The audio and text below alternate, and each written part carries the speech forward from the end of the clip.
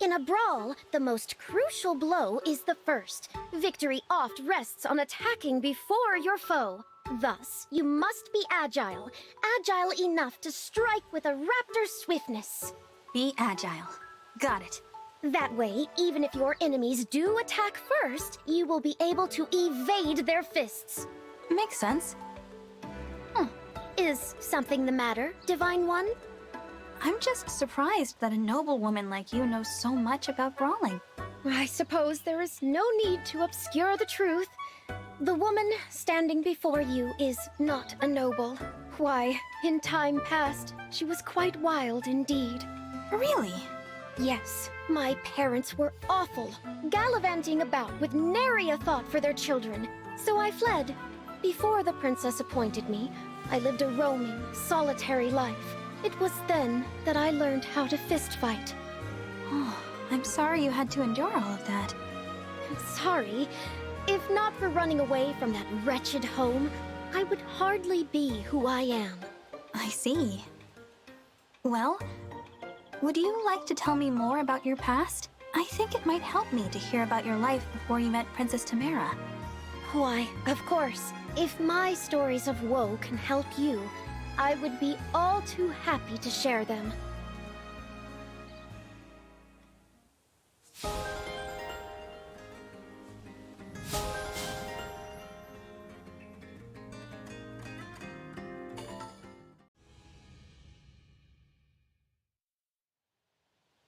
Soren, do you have a moment to talk?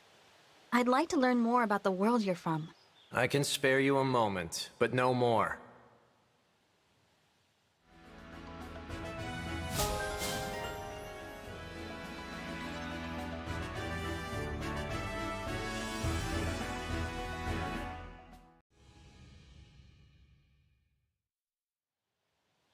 Your battle strategy is always so calm and logical. I should probably try to think that way. We each have things we are and are not suited for. Calm rationale may not be yours.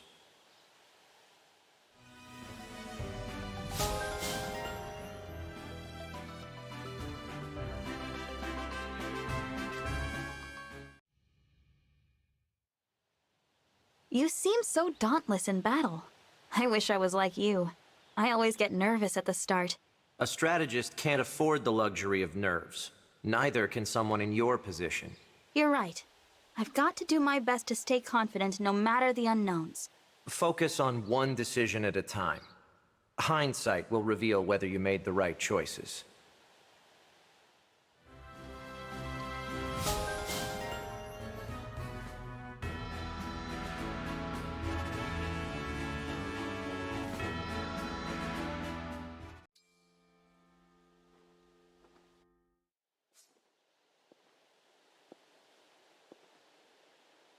I feel such solemnity approaching this place. The divine dragon is a special figure. I still feel bad about before. And since you didn't want that pickled fish I offered you, I decided to get you another special treat. I hope you'll like this one.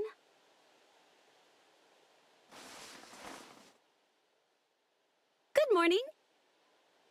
I brought you some honey-glazed caterpillar. Sweet, crunchy, and delicious. There's no need to panic, Divine One. It's perfectly safe. Go on, give it a try.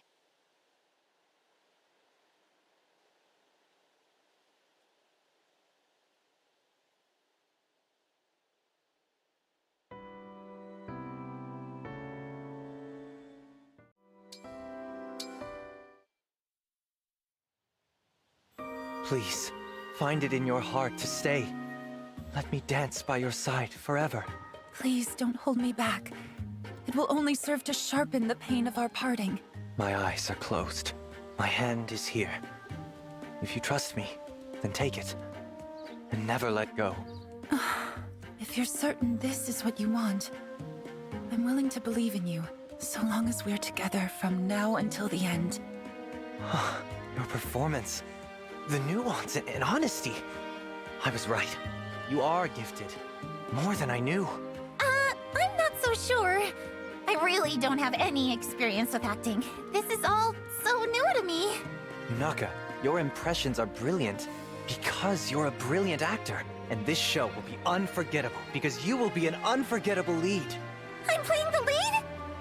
Well, I thought I'd be the lead, but now I know better. That role was meant for you.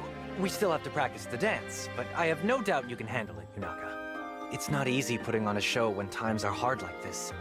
Dancing, laughing, it feels wrong, but it's because times are hard that I have to do it. To remind the audience what joy feels like. I want this performance to succeed. For everyone's sake. Will you help me? I understand how you feel. And I respect that, honestly. Okay. I'll help as best I can. Thank you. I can't do it without you, Yunaka. Together, I think we can make this one of the truly great performances.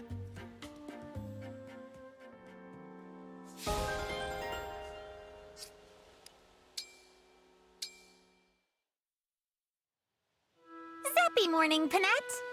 Good morning, Yunaka. You seem to be in good spirits, as usual. Always! It's one of my redeeming qualities. Mm-hmm. In point of fact, I have been meaning to ask you about that. Why do you insist on pretending to be cheerful all the time? You think I'm acting?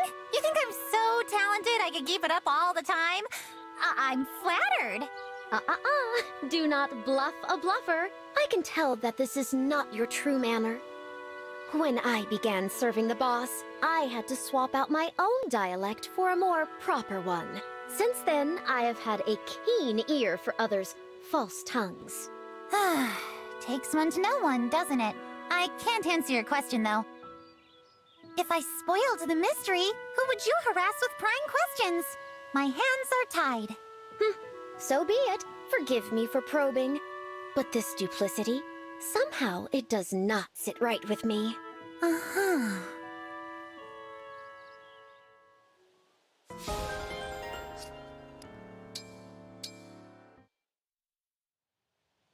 Boss, when you said I had changed, you were right. I have. But for that, I have you to blame. Me? Yes. When we met, I was wild as they come. My home life was rocky, to say the least, and that left me filled with anger. So each day, I would go into town and pick fights with anyone who got on my nerves.